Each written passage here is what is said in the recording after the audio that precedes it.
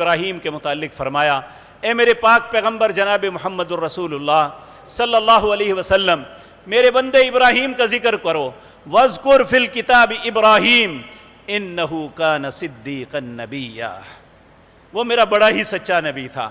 ان کے بیٹے سیدنا اسماعیل کے متعلق فرمایا، وَاذْكُرْ فِي الْكِتَابِ إِسْمَاعِيلَ إِنَّهُ كَانَ صَادِقَ الْوَعْدِ وَكَانَ رَسُولًا نَبِيًّا، میرا وہ بندہ بڑا ہی اپنے وعدوں کو پورا کرنے والا سچا تھا۔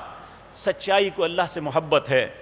والصادقین، اگر ہم چاہتے ہیں کہ ہمیں منہ مانگا انعام ملے، ہماری خواہش کے مطابق اللہ ہماری پذیرائی کرے، ہمیں عزت دے، ہمیں شرف سے نوازے، تو والصادقین، سچ بولنے والے بن جاؤ۔